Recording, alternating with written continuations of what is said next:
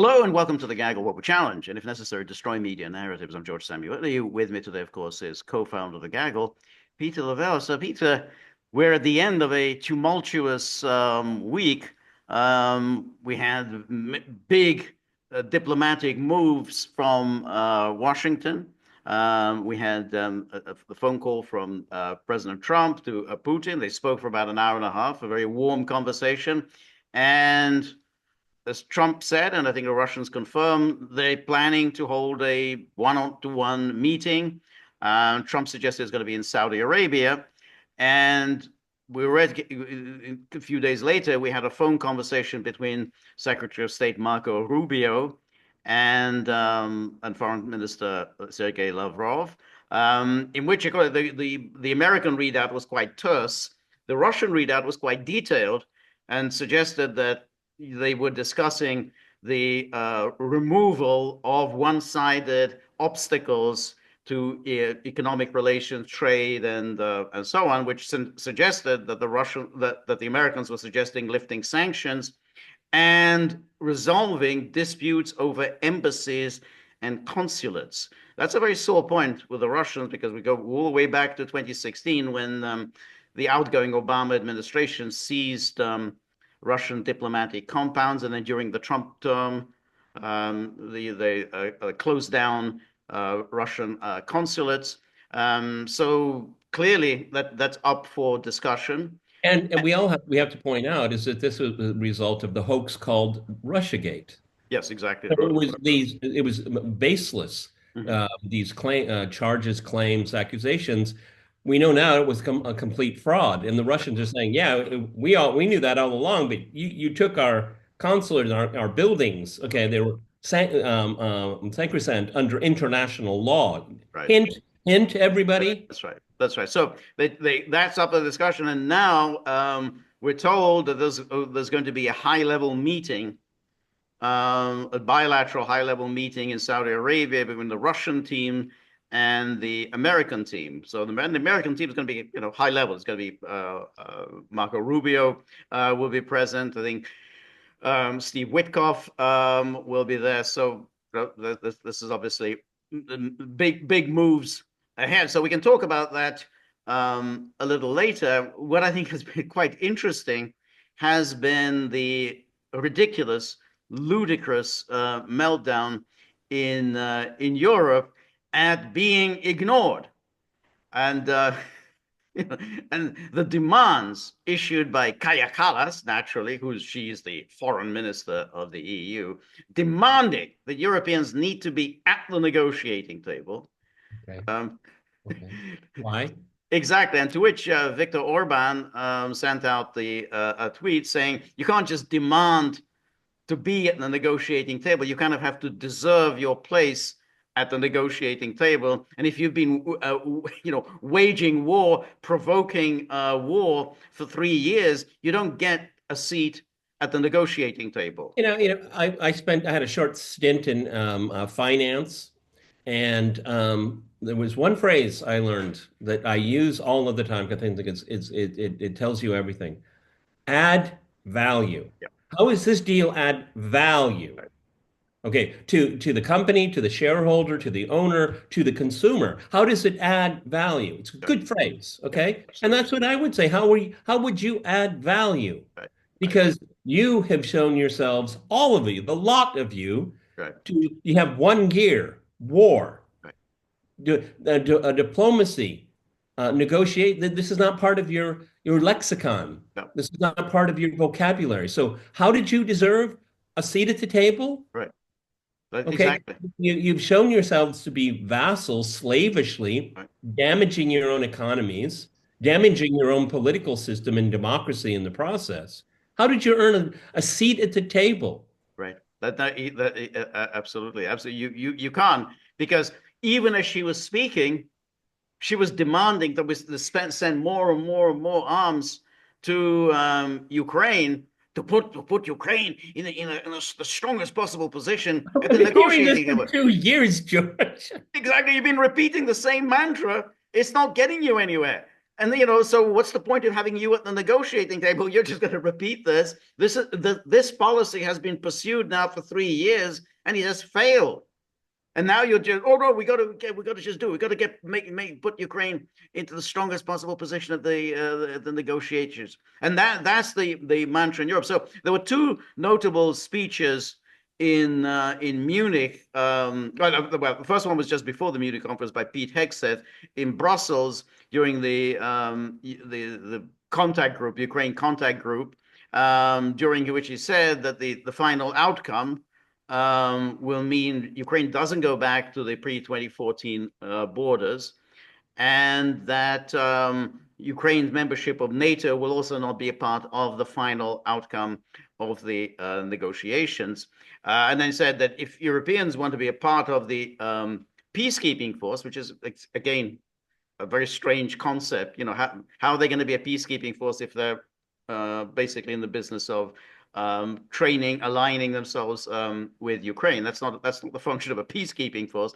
But if you are going to be there, there won't be any American boots on the ground, and this won't be a NATO mission. In other words, don't even think about invoking Article 5. So this caused a huge uproar in Europe.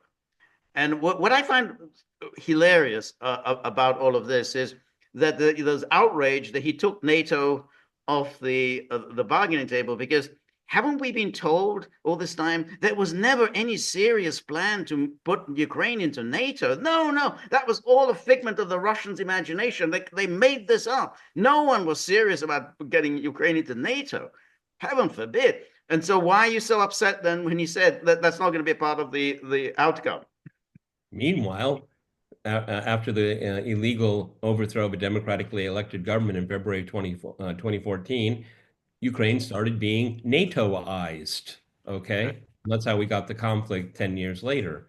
Yeah, absolutely, George. I mean, the United States is very culpable, singularly culpable in many ways for the start of this conflict. We had the beginnings of it with Obama. Trump didn't help when No, he not at was all. president. Not But again, I'm going to give him the benefit of the doubt this time. There was more of a result of appeasing the Russiagators. Okay, I think that's fair to say in shorthand. Okay, now obviously this was Biden's war. So keeping in mind the culpability of U.S. foreign policy, Trump is coming in and looking at his rhetoric and his underlings. I mean, it sounds much more like a moderator than anything we've heard before. Okay, because it's a new administration. He did run on it when he was running for re-election. We know that this was an important issue, even to the point of being absurd. In one day, I'll solve it. Okay. The Europeans are not in that position, as you pointed out. Okay, so I mean, they are staunchly pro Zelensky. I don't know if they're pro Ukraine. I have no idea. You're absolutely right. It's pro Zelensky. Yeah. We've seen, and it's probably very unpleasant being on the receiving end of it. Trump doesn't like this guy too much. It's pretty obvious, okay? And if his son is a surrogate, which he obviously is, then it means that Trump really disdains this guy. Remember, everyone, Trump was impeached over Ukraine and the Zelensky telephone call. Did Zelensky come to his aid? Did Zelensky come out and clarify anything? No, he went along with it. So is this payback? Yeah, I think to some degree it is. I do. All right. And what's important here, and I think this is what the Trump people want, is that they want to give the perception is that we don't want this war. This war is a bad idea. It was somebody else's idea. This is the off ramp they always want to offer the Russians. This is their off ramp, and it's these guys, these European nuts. Right. It's their war. See, this is narrative management, everybody, and I think it's something we pointed out before. Meeting in Saudi Arabia, not in Europe, huh? Not in Europe. Not in Europe. In fact, no. That's I got this one wrong, because I predicted that any summit would take place either in Hungary or in Serbia. I think you said that it's not going to be either, but I think, but I thought that, because both have reasonably good relations with Russia and therefore they could act as mediators, but no, Saudi Arabia. But So, it shows in a way. I don't want to go. I don't want to go into the weeds on this one, but it does give it kind of an interesting indication of how the Russians and the Americans look at Europe. It's right, not center stage anymore. Okay, right, they punch above their weight because they've been writing this narrative of Russia bad, right, Ukraine good. They have not added any value. They've only mucked up the works, and right, they've seriously damaged themselves. And then this Kalas person, again, these people all need to wear clown right, right. noses Right. just No, to easily that's identify that's themselves. right. Yeah. So it's just a sampling of some of the Oh, hot goody. air Oh, comic. goody. This is going to be the greatest hits. Good. It's like sampling from Europe. I didn't get one when Annalena Baerbock said that you're either on the side of freedom or you're against freedom. That's as simple as that. That's her thing. And it is a very strange thing that Europe has got itself into the position of these extraordinarily simple-minded creatures like Annalena Baerbock, Kaya Kallas, Ursula von der Leyen. I mean, they kind of run Europe today with these banal, stupid ideas. You're either on the side of freedom or you're against freedom. That's the thing. So But see, so yeah, no, but the point is, and George is absolutely right, these false binaries that really mean nothing. What is this all? What are the origins of the core issue here? It's security. right, None of these people ever talk about security. right, And what they've done is they've just driven themselves into this endless cul-de-sac. right. Annalena Baerbock, so this, how do you apply this to the conflict? How is this applied to the You conflict? can't. That's the thing. Yeah, you're free. Well, it just doesn't mean anything. And that's the thing. I mean, that's why the Europeans are so irrelevant. I mean, when we talk about something like Baerbock, her idea is that somehow NATO should just march into Moscow and arrest Putin. That's her plan. Now that is such a stupid, idiotic, loony plan, but that's pretty much it. You say, well, what would you want to do? Yeah, we should just go into Moscow and arrest Putin. And her biggest decision while doing that would be deciding what color pantsuit she would wear that. So, but there was another speech that was this was what actually was at Munich, and that was by J.D. Vance, which caused huge consternation. And of course, what caused the consternation is that what he said was everything he said was true. True. And that's what you're not supposed to do. You're not supposed to say things that are true. The only thing that surprised me about the reaction is that they didn't say, "Isn't that weird?" Okay, and they didn't pull a line from the Democrats during Yes, the Tim Walz, forgotten about him. Yeah, JD Vance is weird. Okay, they didn't yeah. say. He's a weird. Yeah, he's Maybe weird. that's not a word that easily flows from Right, European right. languages. I'm not sure. That's right. Because what he said was the Europeans despise freedom, personal freedom. And what was kind of hilarious about it in the reaction is that they confirmed, yeah, we don't have any room for freedom.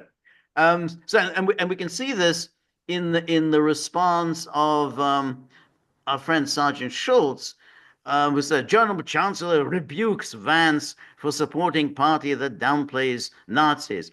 Vance, of course, he didn't support the AfD. He met the AfD because it's the second largest party in Germany. That's all. He met all the representatives of the parties in Germany. So the thing that he supports the AfD was just made that up. But here's what Schultz says: we should be very clear that free speech in Europe means that you are not attacking others in ways that are against legislation and laws we have in our country. So there's no free speech. I mean, in other words, well, free speech means that you don't speak in ways that are against the law. Huh. Let me pass that word. Yeah. So We you have don't have so free little speech. free speech that saying free speech is anti-free speech. I mean, Exactly. Exactly. And that's the case. There is no difference between the digital world and the analog world, to say it like this. And we have to be very clear that hate and all this, which is so bad for our societies, should not be the reality of public debate. No wonder we're not going to see him in power in a few weeks' time. I mean, this guy doesn't deserve. I No. mean, he will forever be Sergeant Schultz. Okay. But It has, number one, what digital world I have analog? no idea what that means. What is he? I have no idea. Digital and analog world. Well, I don't know what is an analog world. I don't know. I guess that's like newspapers, I guess. I don't know. But yes, Sanskrit, yeah, yeah. It all sounds very fancy. Well, and of course, here in the Europeans, the Brits, uh, what is hate? Okay, I do not like the current coalition government in Germany because it's incompetent. Right. Is that hate speech? Right. Or if you just say it's dictatorial. I think Schultz is a dictatorial leader. I think it's a dictatorship. That can get you arrested in Germany. Yeah, but see, the way George and I understand free speech, let's say George puts that up as a supposition. I would say, well, what is your evidence? Right. I challenge you, Right. George. Why do you think that he's a dictator? I challenge you. That's right. Everybody, that's kind of how it works. That's Okay. right. And then, of course, Vance brought up the subject of that you can't pray, Oh, yeah. within I don't know, 50 meters of an abortion clinic, and it said, "Oh, this is absolutely outrageous. This is a noble, absolute lies, total lies." And of course, what the law says, you can't harass anyone outside an abortion clinic. But prayer counts as harassment, so therefore, what he said was exactly right. You can get arrested as the person he cited. You get arrested for praying within 50 meters of an abortion clinic. That's it. That's exactly right. So make sure I understand this. So praying is hate speech. Exactly. It's harassment. It's harassing people. But the point is that you know people are allowed to express their views. I mean, abortion is a contentious issue. Some people have strong views about it. That's free speech. They should be allowed to express their views on it, Well, and I they mean, do it via prayer. all the more so than the case that George is referencing. The gentleman that was silently praying alone Yes. within the Right. parameters under the law, he knew the law and he knew that you shouldn't, under any definition of the word, harass anyone. So, I mean, in a bizarre kind of Orwellian way, the law kind of works. Right. But even the enforcement of it falls apart because how do you know? I mean, you're not using words, you're not Right. verbalizing. Then maybe he was thinking about what he's going to get at McDonald's in 20 minutes. Right. Right. How do you But know? again, I mean, prayer. I'm sorry, but prayer goes to the very roots of our political system. There's a separation of church and state. There's privacy of religion, and so on. When you start harassing people for praying, that's to say the least not a good look for the West. Our values. What values are involved? And then the classic was when he said, well, people can be arrested for praying in their homes. And then, oh, but this is terrible. What absolute lies, what absolute lies. And of course, there was absolute legislation in Scotland that says that, yes, you can pray in your home, but if that prayer is seen by those that going to an abortion clinic as harassment, then you can indeed be arrested in your home for praying. I don't know how they can see somebody praying at home, but it's clear in the legislation that, yes, indeed, you can be arrested for praying at home. But it doesn't work the other way. So if let's say you're looking out a window, okay, where you can see each other, isn't the person that's being praying for the unborn being harassed by someone going to an abortion? Isn't that also Right. harassment? Yes, Oh, I exactly. guess it doesn't work It both ways. doesn't work the other way. And the fines that you can get, £10,000, those are serious fines. That's not a tap on the wrist. I mean, for many people, £10,000 is an awful lot of money. So it's a serious penalties. And we're just talking about prayer. So he says this. He said what is true. He said nothing there that's false. And the media said, "Oh, this is all complete false." And we're doing the fact check, but the fact check is everything he said was correct. Uh, so Wow, then, George, yeah, what really, what happened to the shared values? I mean, yeah, exactly. The wasn't values. it shared values 3 seconds ago? That's right. I always love it, the values, because this is what, Stoltenberg, our friend Stoltenberg, for years, how many years was he NATO And, Secretary General? and Yeah, 10 years. Every single speech or, news conference, he would always talk about our values. That's what differentiates us from them. We have values. yeah, So I never got, and I mean, maybe I'm so intellectually challenged that I've never been able to come to terms about a military alliance having values. no, But I maybe never have either. No, that's just me, I guess. That's just yes, me. exactly. I never understood it either. How military value. So this is the standard, and the headline is stench. So you get a nice word in stench. It's a good way to start a sentence, everyone. Exactly, stench of Nazi appeasement hangs over Donald Trump Ukraine peace talks with Vladimir Putin, says Ben Wallace. Ben Oh, Wallace, think we about that. thought we had heard the last of him, but no, he was raising our consciousness again. Yes, he was the guy who was he was in the Tory government. He was the defense minister, and he was angling to be Secretary General of NATO.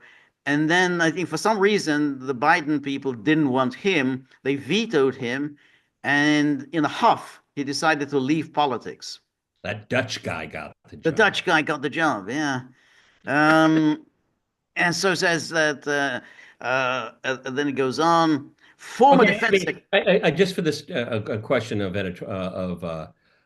fact checking here. So was in the headline says stench? So is oh, it's excuse me, it's Sir Ben. Excuse me, Yeah, it's Sir exactly. Ben. It's Serban. I missed I that. didn't It know in like, that. Okay, so he uses the word stench in the well, I article. think so because there are quotes around it. So I think that has to be there. Yeah. So Okay. because he says there, former Defense Secretary Serban Wallace warned of a quote stench of appeasement unquote over Ukraine after the talks between Donald Trump and Vladimir Putin. Nothing has happened. I mean, in other words, they had a phone conversation, and he's already going on about stench of appeasement. He spoke So, out. Sir Benny, the conflict is continuing. Maybe that'll cheer you up. Okay. Exactly, that might cheer you People up. are still dying, Sir Right. Ben. People are still dying. So, Exactly. Um, stop clutching your pearls. Okay. exactly. Thank God. Whew, the people are still dying. God, what a relief. Well, that's what's so bizarre about all of this is that they identify morality with continuing a war in which hundreds of thousands are getting killed. Continuing a war is identified with morality. I mean, that's the lunacy of this kind of talk. Whoa, the stench of appeasement. There's a danger that the war might be brought to an end. I'm sure there's some Ukrainian soldier, some 18-year-old guy marching into the meat grinder saying, but Sir Ben is on our side. Okay. And then the drones come. Okay. That's right. Ah, what a relief. He spoke out as Trump's new administration was forced to deny, quote, betraying, unquote, Ukraine after signaling it expects annexed Crimea to remain in Putin's hands. Now, notice this expects annexed Crimea. So this was part of the plan. I mean, apparently, so this was your war objective all this time. You were expecting to, that Ukraine would get Crimea back. Well, that's a new one. That's up, after 3 years. That was part of NATO's Well, war plan that you're going to get even Crimea, would be returned to Ukraine. hopefully Elon can help us with this one, exposing government fraud and whatnot. But we've repeated on this podcast many, many times, even before the current iteration of the conflict. Part of that coup in February 2014 was to get Oh, Crimea. absolutely. That was the top That was goal. it. Yeah, that That was was correct. the number. They didn't give a rat's ass who's going to be prime minister they don't care about Correct. those things. They still don't. They Correct. wanted Crimea, and that was the thing that escaped them. That's what That's right. escaped That's right. Victoria Nuland. They That's lost the prize. That's right. That's right. Exactly. Okay, Uh, let's think about it, everybody. So for Sir Ben here, is he talking about British national security, NATO national security? Um, Crimea was the prize here, but I think the Russians think it's a prize That, too. that's exactly. So exactly. So your idea is, oh, we'll take Crimea away from Russia, and that's great. That's something that the Russians are going to tolerate. You mean that it means they're going to be locked out of the Black Sea, and then Russia would just simply sit on its hands and accept this. I mean, it's so ridiculous. And again, then you say, well, who's being the aggressor here? I mean, it's like you're denying Russia access to the Black Sea, which means there's basically access to the Mediterranean. And said, oh, and then Russia's just going to set by. Okay, well, that's fine, and take the Baltic Sea while you're at it. Well, it's interesting how this is constructed because it's not really, obviously, it's not the betrayal of Ukraine. It's the betrayal of the UK, of NATO, and we'll use Richard Sakwa's term, political West.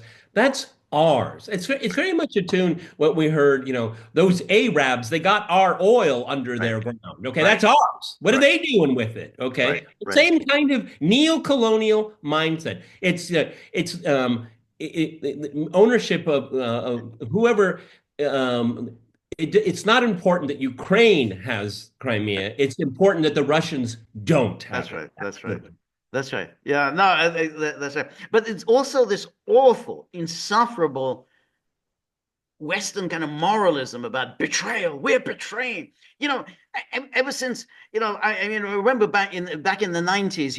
We were betraying Slovenia. We're betraying Croatia. We're betraying Bosnia. We're betraying Kosovo. It's always somehow we're We're betraying betraying somebody. the girls of Afghanistan. Exactly, betraying the goals of Afghanistan. We're always betraying. It's our responsibility to save somebody or other from somebody or other. I mean, so we're betraying Ukraine. Nothing about, well, what's in the interest of our security? What's in the interest of peace and stability? Bringing a war to an end. No, betrayal. We must end the betrayal. Yeah, but it's really interesting, everyone, how George and I can work on one sentence for Right, 20 minutes, okay? Because it really is so impactful. right, So it's again, who pays the cost? right, The Ukrainians must continue right, dying in large numbers right. so the UK can say, deny Russia the Crimea. That's right. I That's mean, right. that's pretty screwed up, That's everybody. right. Yeah, exactly. And then go, oh, they're betraying. And then because then the question, obviously raised itself. Well, hey, so Ben, nobody is stopping you, putting on a backpack, getting a rifle, and going to the front. You can do it. You go in there and fight for Ukraine. I mean, since it means so much to you, Get go that stench off sacrifice you. your own life for this. Get that stench off you, Ben. Exactly, exactly. I mean, obviously, you can go and sacrifice yourself. Nobody has ever done this. Not one person. All these gas bags in the West who go betray Ukraine. Not one of them ever goes and volunteers to fight on the front. It's somebody else that has to do the dying. That's what's really interesting because one of the most fascinating and tragic conflicts of the 20th century was the Spanish Civil War, which I really encourage people to look into because it's fascinating. George, people did put on backpacks and boots Right, and went. right, They put skin in the right, game right. in that conflict, and a lot of them died as a Yep, result.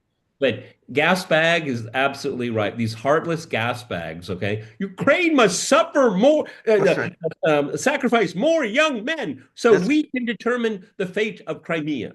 That's right. Exactly. Meanwhile, we're going to be in the warm studios of CNN or MSNBC, and then we'll go out and have a nice supper afterwards. And, that's our sacrifice. We did our sacrifice. We caught a cab to get to the CNN studio. Probably by a Ukrainian that fled country. That's right. So he goes on. The US president faced a growing backlash as he and Putin appear to be moving to carve out territory, the divide of Ukraine between themselves. Between themselves, what's America getting? What are they going to get? I want a chunk of this. I mean, anyway, with Munich holding its annual security conference, so Ben said, What a shame then that this year's gathering seems to set to mirror the disastrous conference of 1938, where the continent stood blind in the face of Hitler's duplicity. The stench of appeasement is once again returning to Munich. And again, I mean, it bears repeating.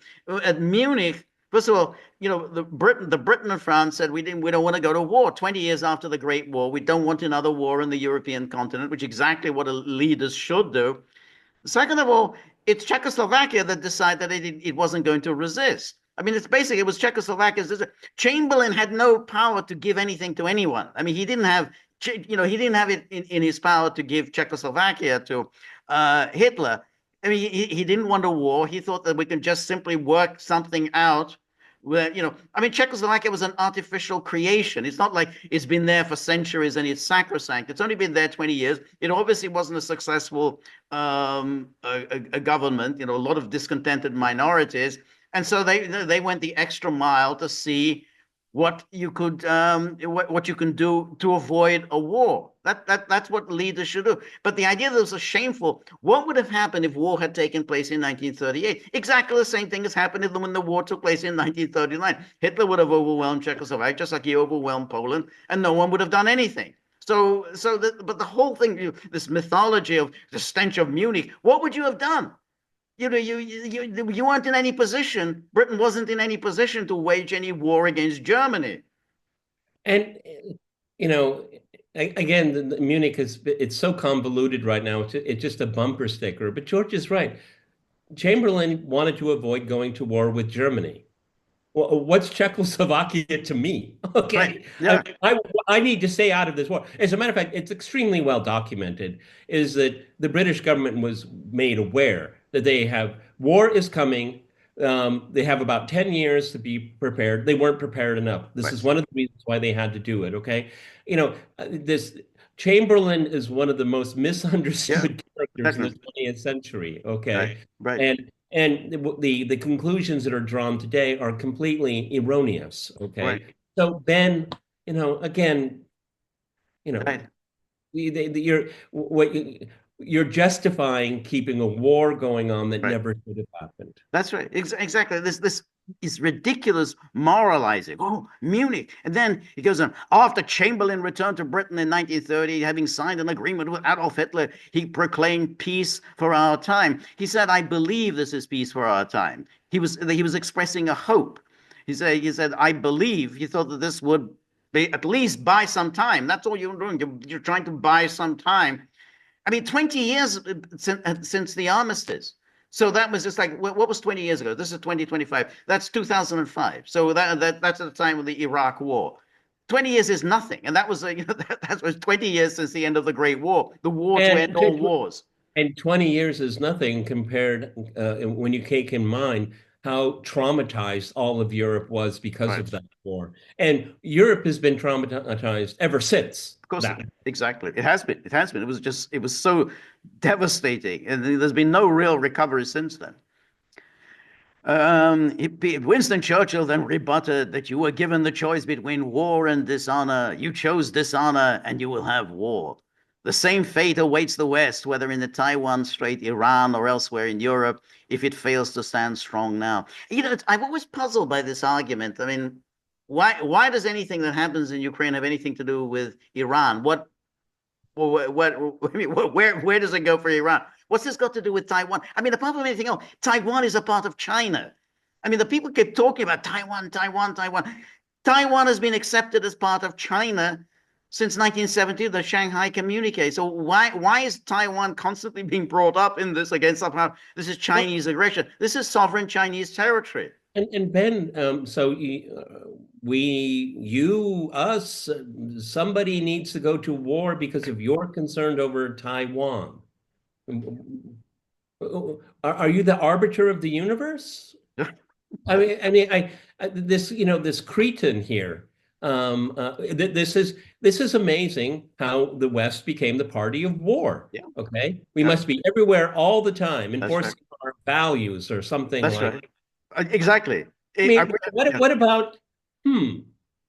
Is there a diplomatic resolution to the Right, Taiwan Strait, Iran, or anywhere else in Europe? Why isn't that your first inclination? right, right. No, that's absolutely right. And it's very funny you say everywhere. So it's like the UK is preoccupied with Taiwan. I mean, where is the UK? The UK, it's not an imperial power anymore. It's like that guy who was on your crosstalk at the time of the Hong Kong riots, and he was talking about Britain's responsibility for Hong Kong, and then you had a Chinese guest there who said, "I don't understand what you're saying. What responsibility does Britain have for Hong Kong? You signed that away in 1997. I mean, but the British still talk about that have some sort of Well, responsibility for Hong Kong." and I guess it was USAID that came up with the wonderful idea, the quote unquote dissidents in Hong Kong. They were waving the British imperial flag. Okay, so and when Britain controlled Hong Kong, there was zero democracy. Right, that's The right. democracy movement after the British left, they're waving the Union Jack Right, that brought no democracy right, whatsoever right. to Taiwan. Yeah. Again, these people just they don't think it very well through. No, no, they just live total delusion. It's a delusional world. And that's what's so striking. And we saw this in Munich this week. It's just a totally delusional world. So, I mean, again, Ben, is your concern with Iran is because the UK was involved in the illegal overthrow of a democratically elected leader in The Mossadegh 1953? in Is 1953. that your ownership? Is that your tag to, Iran. Exactly. A we very, yes, we have dib rights here. Okay. that's right. Exactly. Yeah, a very distinguished record. British record in Iran. Yes. We helped in the overthrow of the democratically elected government of Iran. Yeah, the Iranians look back nostalgically to the great days of British rule. And so You this might is just finish it off elsewhere in Europe. Ben, are you referencing Romania? Saban. So this is the Guardian. It's a John Major. Well, that's another name I from the didn't know past. he was still alive. No, Okay. no, they're very, very interesting. Not that he's still alive. I have to say, he hasn't changed physically. He hasn't changed much. I mean, he was always a kind of a nondescript sort of figure, but he looks exactly the same today.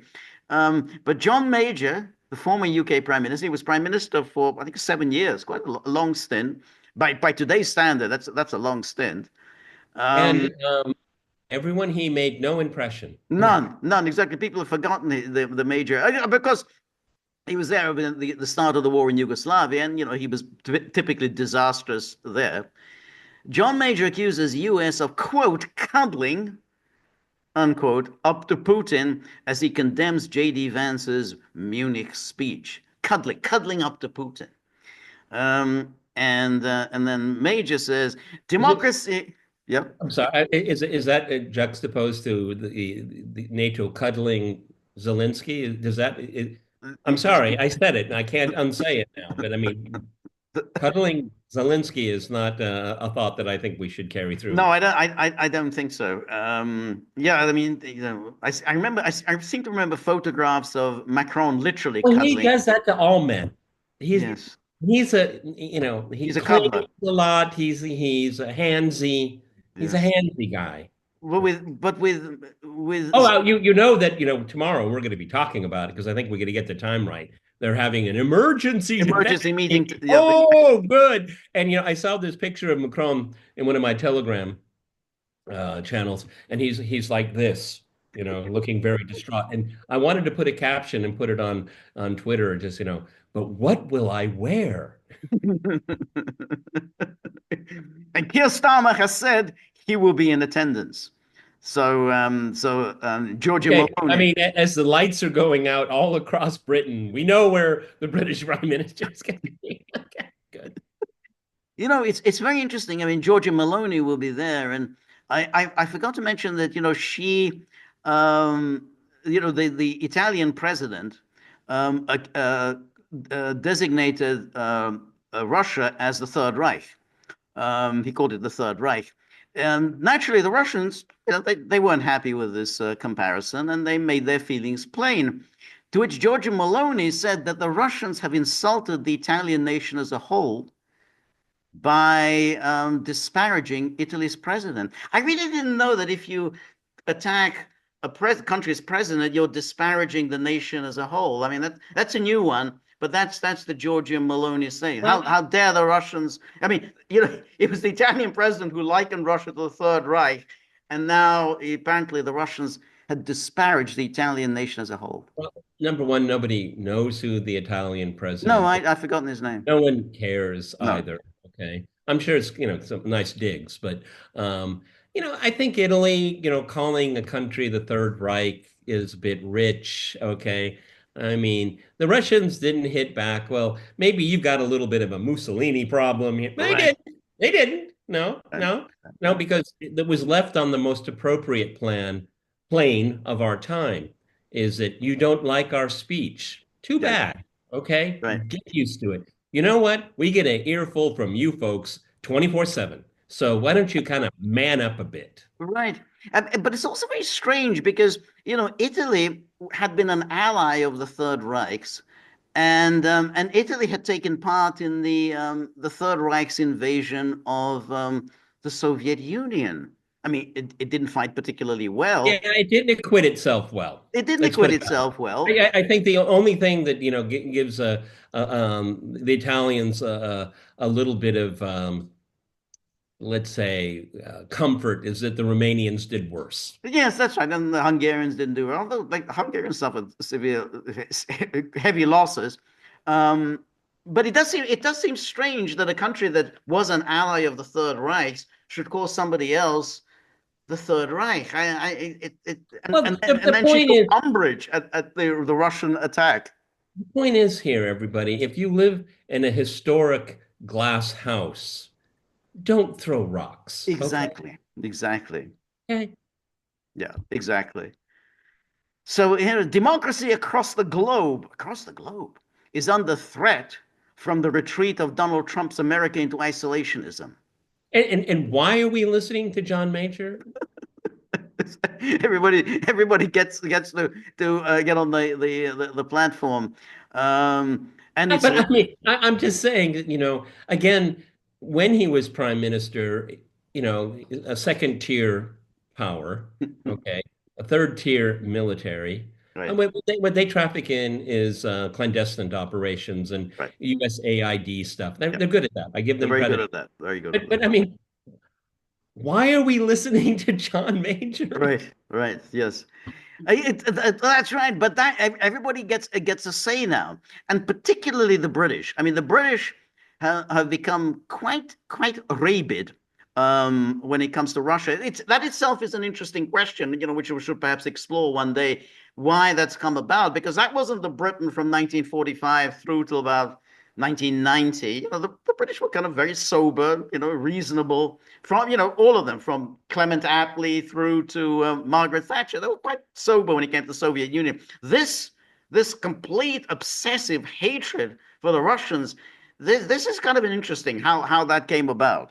I think, well, since you used the benchmark like at 90, 91, I think one avenue that we can explore, not now, but later, is because people equated then and even to this day, Russia, Soviet Union, Russia. They're interchangeable unfortunately, for a lot of people.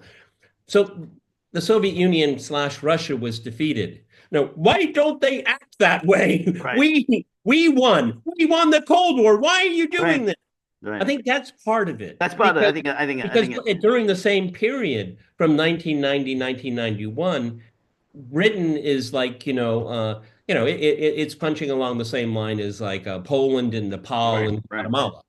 right, right. I think that's part of it. I think Okay. I, I think it's part of it. I think there's some return to 19th century fantasy land about Britain's power in the world and Britain being a major Well, it's imperial power. Britain.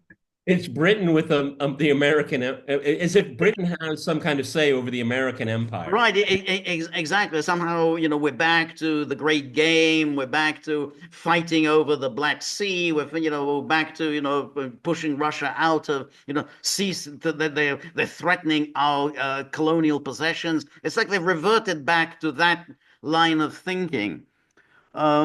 and the former UK Prime Minister, who rarely offers direct opinion on contemporary politics, Thank goodness. he used an interview with BBC Radio to call Trump's administration unlike, I think they mean unlike it, anything he had seen in the past. Oh, that's a relief. And to warn that Washington might live to regret ceding the world stage to a more autocratic power. I'm puzzled. When have they ceded anything to somebody else? Anyway, he also And I mean, there's a comparative being made here, a more autocratic power compared to what? which What power? autocratic power? Yes. I mean, Exactly. Who's the autocratic power here? Yeah, yeah. because there's a comparison made here. Yes. He also I'm condemned. sorry, who's the less autocratic power? It's suggesting the more that the Americans are an autocratic power, but the China or Russia or whoever he means is more autocratic than the United States. Aren't we just splitting hairs here? That's right. And Europe presumably is even less autocratic. Well, I think J.D. Vance, I think that he pointed out that they're very autocratic. How do we, let's see, what's the 101 ways we can use the word autocratic? That's right. He also condemned J.D. Vance, the U.S. Vice President, as hypocritical and not statesmanlike for lecturing Europe on free speech while also cuddling Vladimir Putin's Russia. Well, that's very strange because even according to this logic, what does one thing have to do with another? I mean, in one sense, you're trying to avert war or stop a war, and in other, you're condemning the parlous state of free speech at home. What has one got to do with another? I mean, back in the days of during the Cold War, no one ever thought, hey, we can't have diplomacy with the Soviet Union without cracking down on free speech at home, or vice versa. So, thankfully, no one was in a cabinet meeting with Winston Churchill saying, we need to have an alliance with communist Soviet Union with Joe Stalin. Could you imagine one of his aides saying, we can't do that because they have some free speech problems over there? Right. That's exactly the argument which no one had ever made during the Cold War. On Vance's speech, Major said, "That is not what we expect from the foremost nation in the free world. It's certainly not statesmanship, and it potentially gives off very dangerous signals." Dangerous signals. To advocate for free speech. It's extremely. I'm waiting for the signals. Yes, exactly. What are these things? It's extremely odd to lecture Europe on the subject of free speech and democracy, and at the same time as they're cuddling Mr. Putin. And again, baffled by the logic of that.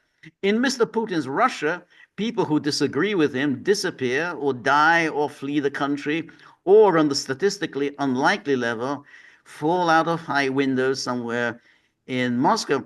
But even if that's true, what's that got to do with the state of free speech in Europe or Britain? Come to that. I mean, that's in Russia. What are you doing about free speech at home? Yeah, that's like someone saying, "Peter, you're a kleptomaniac," but George is an alcoholic. Exactly. I mean, that's right. I mean, neither which are true. Exactly, neither which is true. But that's hey, in the United Kingdom, and leave aside all the ones that mentioned by Vance about with the abortion clinic and so on, but you kept Julian Assange in prison for how many years? 29. You kept him in prison for 5 years and then locked up in the embassy for another about 7 years before that. I mean, those are serious issues. Never mind what's going on in Russia. You ought to address what's going on in the UK. I mean, that's what you should be responsible for, rather than worrying about what goes on in Moscow. It's interesting that I don't know what it means to be what did it say? He rarely speaks out on public issues. I don't know what rare means. It's like once every year and once every 5 years. I don't know what that means. But because like I said, I didn't know he was still alive. But why is he speaking about this? He was Prime Minister of the UK. Right. Is he talking about elderly people, the national health? Is he talking about these things at all? Right. things that actually affect the people Right. that he once governed over. Right. It's very strange to me. It's that's a very good point. Exactly. You're speaking out about this. And you're speaking out also about an American leader. I mean, you were exactly you were Prime Minister of the United Kingdom. Why are you preoccupied with what an American vice president saying? I mean, why is that something that's agitating you rather than what people in Britain are saying? Well, and Um, plus, J.D. Vance was on a ticket that was world historic. It was a decisive victory. exactly. Um, J.D. Vance has got some street cred right now. Exactly. Exactly. And then he goes, on the general change in recent weeks, there's no doubt in my mind that democracy is threatened. Here we Huh. go again. Why? And now you're going to, democracy is threatened. And who's threatening it? It's been in modest decline for the last 18 years. There's an ugly nationalism growing mostly from the intolerant right. At this particular time, the big nations, America, China, Russia, are beginning to act unilaterally where once they would have consulted.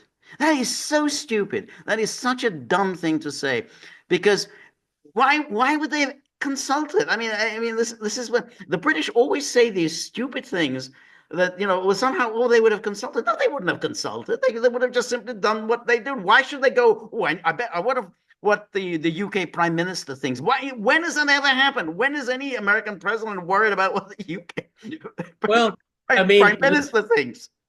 let's just look at the last 18 years, okay? So, well, disastrous war. Okay, I'm fudging the dates a little bit, but did the United States consult China and Russia when it invaded Iraq? No, Did it consult Russia and China when it illegally bombed right, Syria? When it right, destroyed right. Libya? What is he talking I have about? no idea. And this kind of brings back, always brings back a memory. This goes back a long way. In 1970, the general election in 1970, the UK Conservative Party leader, Edward Heath, he was campaigning against the Prime Minister Harold Wilson, and he was denouncing Harold Wilson. When President Nixon intervened in Cambodia, the UK Prime Minister was not even consulted. As if this was some kind of a condemnation of how Britain has sunk in the world. I think why would the American president consult the UK Prime Minister about Cambodia? But it's the fantasy world the British political leaders live. That somehow America is somehow an extension of them, and that somehow that somehow, well, that's like that's our cabinet. Like our cabinet meeting is sort of is taking place in Washington, and we expect to be told about what's going on in Washington. And it's just not an attitude and a perspective. Look at the Steele dossier. That was an action Exactly. to intervene in Yes. another country's Right. democratic. Exactly. That kind of thing that majors should be Kind, addressing. kind of important here, everyone. Exactly. Why was it that Britain's MI6 was flagrantly interfering in America's domestic affairs? Anyway, and that is a concern because it does presage the prospect of a very great and rather unpleasant changes. I think that it's possible, everyone, that in the immediate future we'll have the UK ambassador to the United Nations take the podium and start banging their shoe on the podium. You know why? Because John Major, I think we have to be charitable here. This is a cry for help. This is This it is a is. cry for help. Yes, Okay, that's right. because this is someone that is living in a world that doesn't exist, hasn't existed for a very, very long Right, time. right. That's Okay, right. I mean, he was when Britain meant something. I don't know if he was even born. I don't think so. I mean, I'm not I mean, we could use benchmarks like right. 56 if you want, Uh, or They you say know. I don't think it was born because I'm not sure his age, but I doubt whether that I doubt very much he was born before the World War II. I mean, I think he's quite elderly now, but I still don't think he was born before World War II. Um, and he called the Trump administration a form of presidency I haven't previously seen, and warned against Trump conceding too much to Russia over Ukraine. Consider what happens if Russia can claim a win. China is going to notice that, and so will the world, and so will every tin pot dictator around the world. I don't know. I mean, is China a tin pot dictator? You want to, ease up on your language. That, calling China kind of a tin pot dictator is Well, you want to be, you want to be a little more bit more measured in your yeah, approach. well, it's no wonder we don't remember him. But again, there's a sentence fragment here that really we should focus in on in a separate video, and I think it'd be really important. Consider what happens if Russia can claim a win. Living here and going through all of this, people don't talk about winning. They talk about stopping. Right, They want it over. right, I mean, I have not come across anyone that is pro-war or right, looking for the victory parade. That mindset doesn't right, exist, not that I'm aware of right, anyway. You right, see, but this is the deep fear that the West has right, is where we have stopped winning. Actually, the West has stopped winning for a very long time. Okay. right. And that this is what the again, I should just probably tattoo it on my forehead here. This is about security, Right. everyone. This is not about your legacy. It's almost as if it's a whole status thing Right. for these people. It's Right. their status in society, in the global society. Right. Yeah, people kind of remember when you had like red coats on and Right. stuff Right. like that. Good stuff for Netflix and all of Right. that. But you're living in a world that doesn't exist anymore. And you know what, John Major? It's people like you that are the problem because you encourage people like Annalena Baerbock. I think that's right because when you think about when he was prime minister, 1990 through to 1997, those were the years when the crucial decisions were made to expand NATO. And he was among the first to start telling the Russians, no, no, you don't have anything to worry about. There's not going to be any expansion of NATO. We're not, we're not moving, Calm down, sit down, relax. Exactly. It's not going to happen. Absolutely not going to happen. But he, of course, signed off on the expansion of NATO. And, after each step, he was perfectly happy with it. Now, it led to the disaster that people predicted that it would lead to. And so, he's just, the Tim Pot dictator. Well, why didn't, suppose this accumulated wisdom over the years? Why didn't you use that accumulated wisdom to put an end to something that was always going to be destabilizing, namely the expansion of NATO? But instead, he just went along with the Clinton, he went along with Bush, and then now so well, Tim Pod dictator. Well, you were a bad prime minister. You know that. And you made all the decisions that led to this mess. If America is not to stand behind its allies in the way the world has previously seen, then we are moving into a wholly different and, in my view, rather more dangerous world. Who are these allies? Well, I don't know, George. Maybe I'm getting the electoral math wrong. But do allies vote in American I elections? don't think so. I don't think No, so. I don't think. I mean, and stand behind its allies. Um, and then Major added, I believe now that America, with all her great power and prestige and all that she has done to keep the world safe in recent years, may now be Recent, turning, recent years? yes, may now be turning her back on the international responsibilities she has previously taken.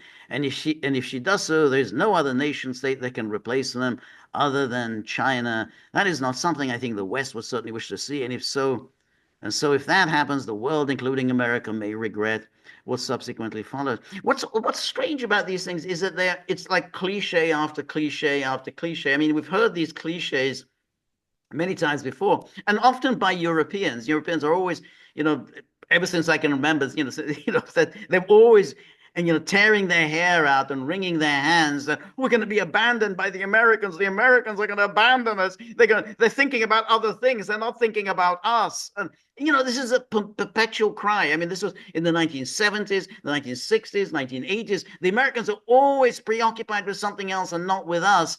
Well, if that was the case, why didn't you do more to prepare for the day that comes? It's like, it really is like the teenager who's continually fretting that one day, his parents are going to kick him out of the parental home, but he hasn't done anything during time to find a job, in order to sustain himself.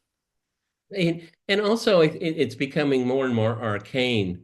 Quote, that is not something I think the West, what do you mean by that? Right, And do you speak for people right, in the West? And how do they feel about your West? How right. you do it? Because, John Major, I'm sure you did this interview in a very comfortable home someplace. Okay, probably got servants, Yeah, I think so. you know, I think they, he's done well for himself. and he's done well for himself here. I mean, it's easy to speak for people when you don't have to live their existence. Right, Okay, right, how has the West done right, collectively, right, economically? And I'm right, speaking in terms of the of working people in the middle class. How well have they done since 1991? right. It's grim. It's Very, grim. very, very grim, and particularly in Britain. Britain, which Yeah. again, Britain in theory should be a rich, successful country. It's given its whole long history, empire, industry, part of alliances and so on. It should be doing a lot better. It should be a much more successful, prosperous country. So therefore, that really does raise the question: why isn't it? Why are so many people in Britain not doing well? Well, maybe Yeah. because you were in a very flawed and evil relationship with your patron. Maybe that was the reason. Maybe, exactly. Um, and then Timothy Garton Oh God, it'll. talk about a glutton for punishment. Timothy Garton Ash. Um, Trump's senseless capitulation to Putin is a betrayal of Ukraine. It's always a betrayal and terrible deal making. And then here we have Donald Trump's appeasement of Vladimir Putin makes Neville Chamberlain look like a principled, courageous realist. It's such a stupid thing to say. I mean, it's just funny. At least Chamberlain was trying to prevent a major European war, whereas Trump is acting in the middle of one. I don't get that. I mean, he's acting in the What? middle of one, which means he wants to bring it to an end. I mean, so that's that isn't that what you're supposed to? You try and bring a war to an end, which has been going on for 3 years. Anyway, Trump's Munich, synonymous in English with the 1938 deal in which Britain and France sold out Czechoslovakia. No one sold out anything. You didn't own Czechoslovakia. It wasn't Britain's or France's to sell to anyone. Comes on the eve of the big security conference in today's Bavarian capital, where his I think it's important to point out is for Nazi Germany, the Munich deal of 1938 was a defeat. It was a defeat because Hitler wanted to go to yeah, war. yeah, he did. Okay, he didn't achieve the goal that he wanted. He was Right. actually the quote unquote appeasement was a huge frustration for him. It's true. Okay, It's very he true. didn't want to win that way Right. because he won on their terms. It was interesting. That's a very good point, and it's often forgotten because Hitler, he had a particular animus towards the Czechs. Most Germans have an animus towards the Poles. It's the Poles that they hate. Hitler didn't really hate the Poles. In fact, he had quite good relations with Poland up until 1939. It's the Czechs that he really hated, and that goes back to his Austrian upbringing. Vienna days. Yeah. Yeah, exactly. And he wanted to crush the Czechs. He absolutely wanted to just annihilate them. And he was denied that. He walked away from Munich angry and frustrated that he didn't get Exactly. that war. And I'm sorry. yeah, yeah, it comes Okay. on the eve of the big security conference. Yes, the Munich Security Conference must be the beginning of a decisive European response. Looking forward to that. Learning from our own tragic history in order to avoid repeating it. And then he goes, the next step Trump proposes is in effect a new Yalta. It's always good. So you got Munich in paragraph one, then you got Yalta in paragraph two, referring to the February 1945 US Soviet UK summit and the Crimean result of Yalta, which has become synonymous with superpowers deciding the fate of European countries. Well, Timothy Garden Ash, it's actually worse because at Yalta, the UK had a seat, and now they have no seat at all. Okay, you're out there with buffet staff. Okay, Well, that's right, and that's the thing. I and mean, you and they and it's people like you that made that a reality. well, that's right. Again, I mean, you should go back to Yalta and think, well, the UK had a seat at the table. By then, it was always questionable, whether Britain should have a seat at the table, but, they got a seat at the table. And France got a seat at the table. France got to be a great power again. He got, basically got a permanent member of the UN Security Council and a zone of occupation in Germany. Can, So it wasn't a bad conference, really. could you imagine, FDR before he died, he's in a meeting with George Marshall. George, the Brits they want to give the French a seat at the table. So, Mr. President, we're making a proclamation that France is again a great power. That's Okay. right. Yeah, Right, right. yeah, We ordain that France is a great power. that's Okay. right. Yeah. And of course, the Stalin's reaction was occupation zone. You want to cannibal? Yeah, Go that's right like ahead. it. That's like it. And China also. So China got to be a great power as well. Then I mean, it became the Big Five, and China became one of the permanent members of the UN Security Council, which is held until 1971, I think, by Formosa or Taiwan. They held that seat on the Security Council. So, yeah, and of course, the other thing that came out of Yalta was the United Nations. So, Garth Nash sort of presents this very one-sided thing about Eastern Europe, which no one was able to do anything. There wasn't anything to be done about Eastern Europe. That was a done deal. The Red Army liberated Eastern Europe. Stalin wasn't going to go back to the pre-1939 Europe. It just wasn't. I mean, it was clearly a threat to the Soviet Union, a direct threat to the Soviet Union. He wasn't going to go back to that. But this is just such a narrow view, of what the Poles think. Well, that's okay. The Poles may think that, but the others don't necessarily think that. And George Timothy Gardash doesn't seem to realize that in 1945, the Brits thought Yalta was a great idea. Yeah, We were there. Okay. that's right. I don't, and these cliches, they're Yes, not examined at all. that's right. Everybody, just before I forget here, George and I did an absolutely fascinating interview with Richard Sakwa. Please take a look at Yep, it. yep, He absolutely. talks a lot about this. It's one of the best conversations we've had. Yep, The man is brilliant. right. Yep, absolutely, absolutely. In this case, his proposal is that the US and Russia should decide the fate of Ukraine with marginal, if any, involvement of Ukraine or other European countries. And why is that a bad idea? Exactly. Why is that a bad idea? I mean, if it can bring it to an end, the war to an end, wouldn't that be a good thing? Because the Yeah. current the current UK government doesn't want an end to the war. No, no, it doesn't. And this is the point about, and we were talking about this earlier when Keith Kellogg said, well, the problem before was that there were too many cooks in the kitchen, and that's why we couldn't get a peace agreement. But that was the thing, Europeans had their opportunity at Minsk. The Americans were not involved in Minsk. It was Germany, France, and Russia, then they had the Normandy format. So years and years and years, they had the chance to settle the war in Ukraine. They didn't take that chance. They can't now demand a seat at the table when you failed. You failed for 8 years of resolving Ukraine. So I mean, so now they want a seat at the table just in order to keep the war going. Oh, let's go back to the days, when we managed to keep the war going because we want to keep the war going.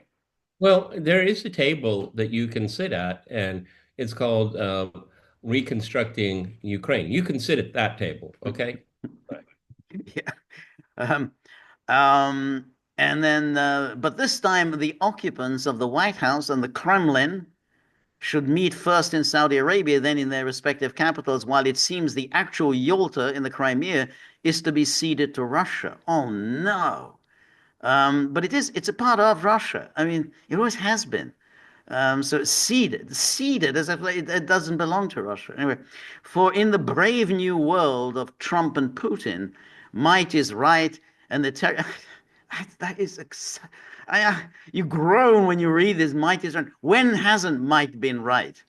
Might is right, and territorial expansion is what great powers do be it Russia to Ukraine, the US to Canada and Greenland, or China to Taiwan. Again, newsflash, Taiwan is China. China isn't expanding anywhere. In fact, China's gone out of its way to be, agreeable in not occupying Taiwan, even though it's sovereign Chinese territory. Yalta, the world that Yalta bequeathed to us all was a time where Europe could have had a different fate if it had chosen to do that. Right. Okay, but it chose not to do that. Right. And that's why it has found itself to be a second tier. All of Europe collectively is a second tier power. We're not just talking about the UK or Right. Germany or France. I'm talking collectively now. Right. Right. And that was a conscious choice on their part. Okay. Right. Again, this is just, dreaming about empire. Well, you don't have a seat at the table. You didn't earn it. Yes. And actually, because of your behavior, you're penalized for it, and you will never get it back. No, that's a good. But it's also very interesting when they bring up Yalta and horrified by Yalta. So their idea is that Red Army, having done all the heavy lifting in World War II, secured a victory over Nazi Germany in World War II, should just simply withdraw from Europe. The whole thing then takes over by the Americans and the British, and then Europe becomes militarized and directed at the Soviet Union. And that's the plan. That was really the plan. And Stalin basically said, no, we're not going to agree to that plan. That's why they're so loath towards Yalta. Why they keep talking about Yalta. Because the plan was, let's just simply get the Red Army out, and then we'll militarize it, and then turn them all against the Soviet Union, just as they were during the interwar years. Yalta should be praised. It was a collective acknowledgement of the defeat of the scourge of fascism in Europe. It is a good thing. And, great powers, okay, well, in 1945, how many great powers were there, George? The United States. The United States and the Soviet Union. And the Soviet Union and there's no. And no, that's it. It'll come to me. It'll come to me. It'll come to me. That's it. And that's what the point about what happened to Great Britain was. Great Britain ceased to be a great power. It still had an empire. It had still the remnants of an empire, but it couldn't keep up the empire because it was also trying to introduce a welfare state at home. And you can't do both. I mean, already they couldn't afford the empire, but you definitely can't afford an empire and introduce kind of national health service, and all the rest of which is what the Labour government did. So they had to liquidate their empire. But this is it was already a fantasy world in 1945 that Britain somehow had a seat at the table. It was an undeserved seat at the table. As there was a certain sentimental attachment because they were there in 1939, but already Britain was not a great power.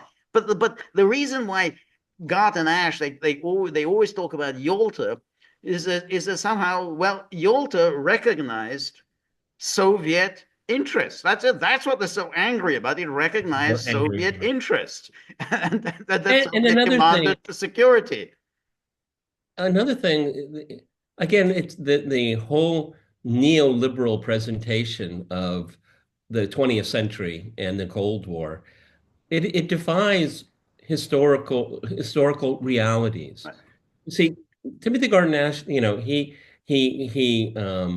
speaks disparagingly about great powers. Well, great powers are called great powers for a reason. They act in a certain way. Great powers get their way. Okay, that is, go back to Thucydides, everybody. Okay, that's how it works. See, the problem that we have with people like this is that they think that from 1945 to 1991 or whatever year you want, 2003, even to today, that's the historical norm. No, that's the historical aberration. The aberration isn't the norm. Right. Now, I'm not here as a cheerleader for great powers, but I'm not going to be here also disparaging that there are 4 seasons of the year. It just is. Right. But you see, Gart Nash, he kind of built his career on sort of identifying himself with these various East European movements. Now, the problem with that was that, okay, well, you can have those movements, but you still ultimately are going to have to deal with how does this advance security in Europe. And what has happened with these East European movements that Garton-Ash identified himself with is they become pathologically Russophobic when there was no need for them to do so. There was absolutely no need for them to do so. They became pathologically Russophobic to the point where they have become a serious security threat to Russia. There was no need for that. And that's the movement that Garton-Ash identified himself with, the Poles, the Balts, and the rest of them. Well, now this is, I think it's quite a dangerous situation, particularly in Europe. Russia's neighbors are so absolutely pathologically, obsessively filled with hatred for Russia. And also, Timothy Garden Ash's, the corpus of his writing, it's all worthless. Yeah. It's all worthless. Why? Because change came, and I can remember being in seminars. Is the solidarity movement going to bring down Right. the Soviet Union? Is what was it? What was the phrase for Hungary? Socialist. What was that great Which book? one? Socialist entrepreneurs. Socialist entrepreneurs? Yeah. I mean, what I'm getting at is that when we were studying Eastern European communist regimes, they had different regime types. Right, Okay. right. So well, it's very interesting because in Poland they have, they don't call That was the themselves goulash communism. Yeah, yeah, goulash communists. yeah, In, yeah. in Poland, they don't actually call themselves communists, and they have a free agriculture, and the church is very powerful. Right, But right, but in East Germany, and then you have all of these characters, and we used to do this, and right, you know what, everybody, it was all a complete waste of time. right, right, right, And so again, he identifies himself with this dissonant movements, right. which of course we know now, and we'll probably even learn more that a great deal of this was just funded by the West clandestinely. Well, Okay, that's really the issue because when he goes with Solidarity, that was his first book, The Birth of Solidarity. So that goes back to 1980. Now, you had an opportunity then for Poland historically to have good relations with Russia. That's it. Basically the Russians said, okay, with withdrawing the Warsaw Pact, that's it. You're on your own. Whatever form of government you want. How did we get to this? When you get the Poles who are just so this filled with this rage and this hatred, they blew it. I mean, that you'd have to say they blew it. They had an opportunity to start, open a fresh page in relations with Russia after the fall of communism. They didn't do it. They went back to the old days of trying to mobilize countries against Russia, and that's why we got to the point. And Garton-Ash basically has identified himself with that movement. this cadre of people, were they happy for the Russians when the Soviet Union came to an end? Well, they were kind of baffled by Right, it all, right, because we've mentioned it before, but the captive nations movement, remember that? The captive nations, communists, they're captive by the right, Russian people were captive too, right, and so George is absolutely right. Um, the Russians and the Poles had no reason to have, at right, least in the moment, right, animosity. Of course, there'd be historians and say, "Yeah, we had historical problems and all that." That's fine. I encourage people to learn history, but it shouldn't be the catalyst for creating a foreign policy right, of animosity, hatred, right, which dovetails into policy. right. Exactly. Exactly. And then he goes on, this so-called strong Now, man, this guy just writes and writes and writes. this so-called strong man is actually a weak man when it comes to confronting the hostile authoritarians of this world. Now, I was a bit weak man.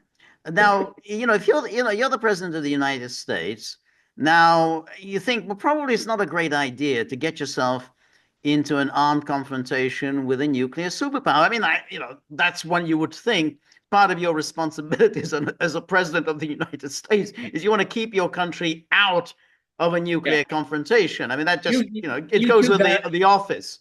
You two guys fight, and I'll hold your coats. Okay. Yeah, that's right. So we're a weak man. So if you get yourself into an armed confrontation with Russia, that makes you strong.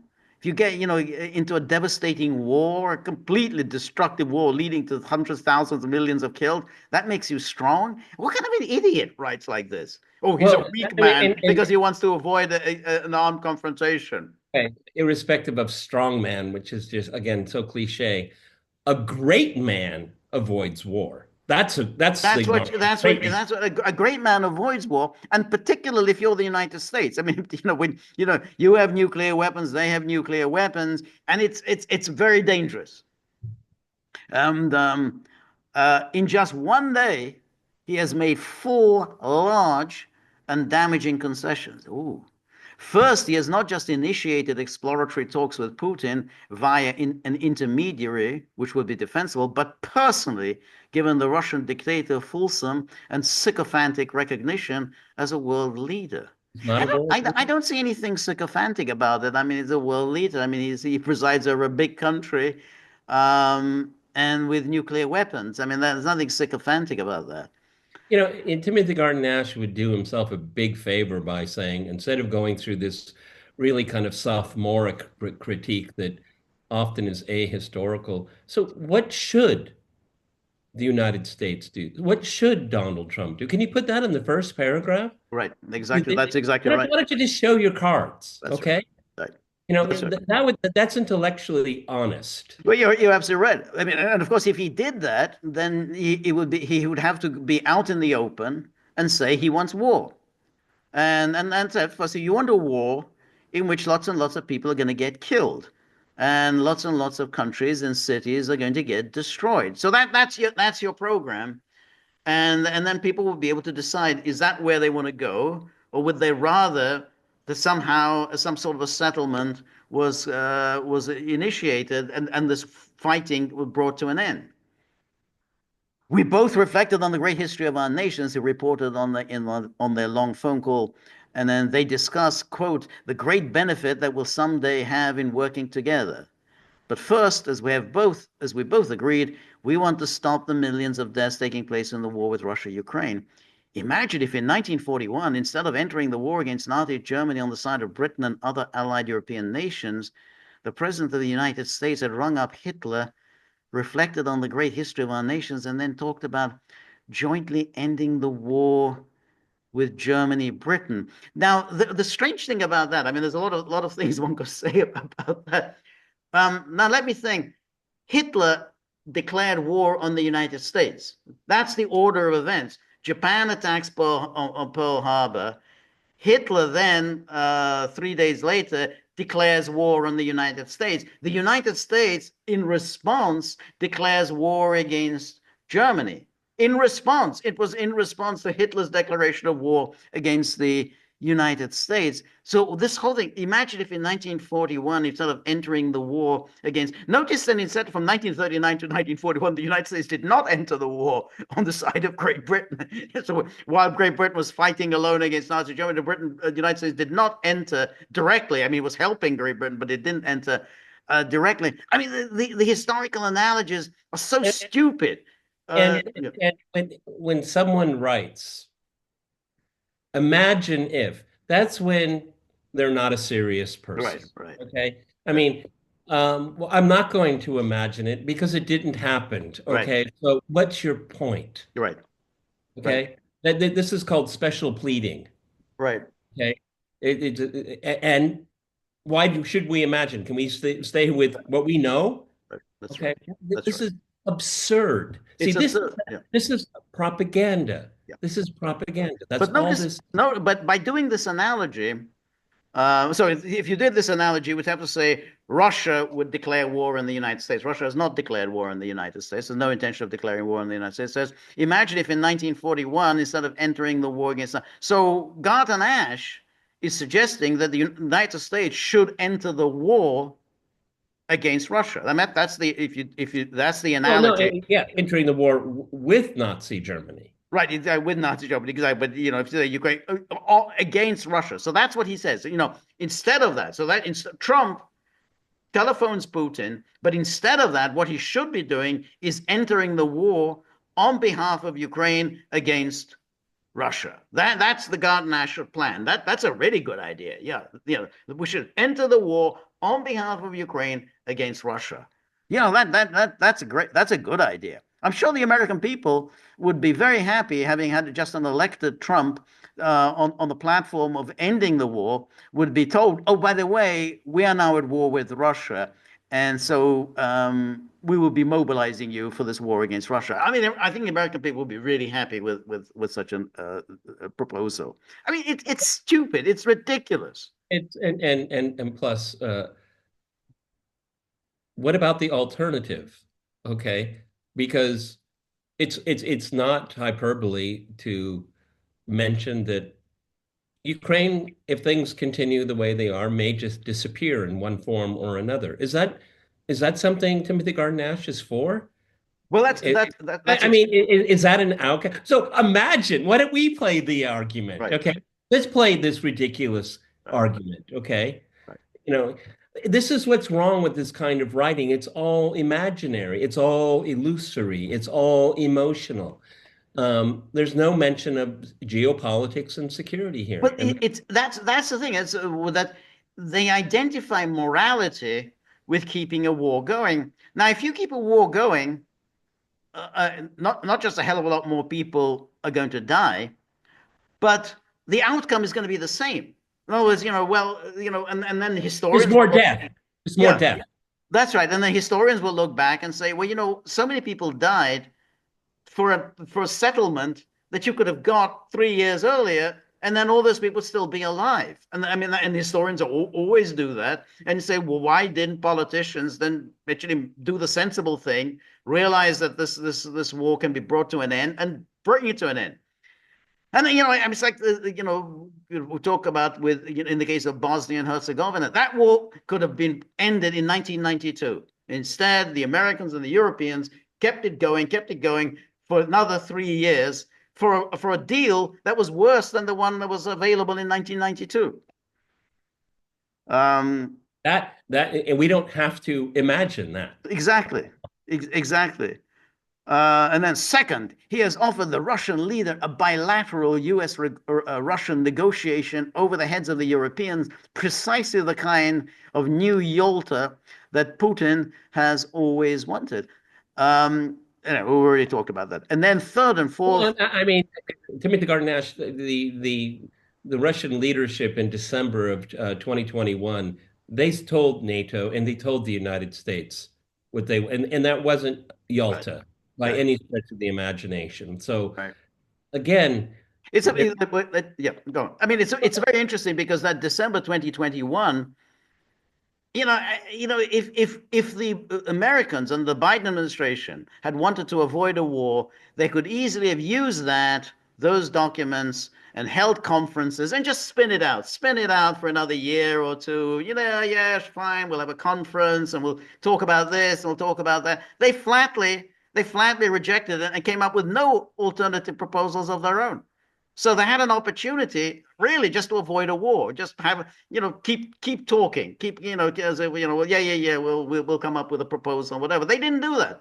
And that's how, that it's the failure of the Americans not to respond properly at the time. Well, I mean, in the heart of hearts of people like Timothy Garton-Ash, they actually want a neo Yalta in which Russia is dismembered. That's what they want. That's right. Exactly. That's because those are the people that he identifies himself. Well, there's the Poles, those Baltic Chihuahuas, those are the most extreme East European Russophobes. Those are people that Garton-Ash champions. Yeah, the good liberal that he is. The good liberal that he is, exactly. The good liberal that Second, he has offered a bilateral of precisely kind of new proposal. And then third and fourth, he has declared that Ukraine will almost certainly have to concede territory and that the U.S. will not support its membership of NATO. Again, they only said NATO will not be the final outcome of this negotiation. They didn't say we won't in the future. That's all Hegseth said. It won't be a part of this outcome of this peace negotiations. But as we were saying earlier, I thought the plan was it was all ridiculous. It was a figment of the Russians' imagination about getting Ukraine into NATO. I thought this was just an irrational, Remember dishonest. when Sikorsky and Mike McFaul they were debating Mearsheimer Yeah, and Waltz, which is probably the worst debate I've ever seen in my life. Why Mearsheimer and Waltz caved on the first question, yeah, it's a mystery to me. yeah. He's done good work since.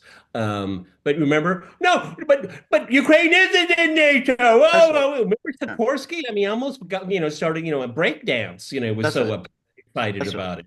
That's right. And you remember when Mearsheimer brought that up? Well, how come the well, NATO and the Americans have over the years kept repeating this promise that Ukraine will be in NATO? Were they lying? And Mearsheimer asked, were they lying? Oh yes, of course they were lying. There was no plan at all to bring Ukraine into NATO. Yes, they were lying. And Sikorsky said, yeah, of course they were lying. No one Well, had any it's plans to funny, bring it. everybody, because I challenged Michael McFaul a couple of days ago on Twitter, but you did lie. You admitted it. That's right. So I didn't read if there was a response. I don't read responses. Okay. yeah. But that's it. So this is the point about NATO. Why NATO is such a deceitful organization that they play it both ways. They speak out of both sides of their mouth. One day, well, Ukraine will be a member of NATO, and we had Keir Starmer saying it the other day.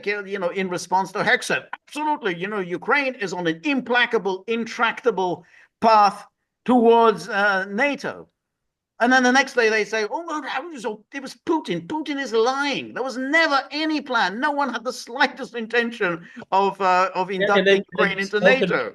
Stoltenberg admitted that it was about NATO That's expansion. right.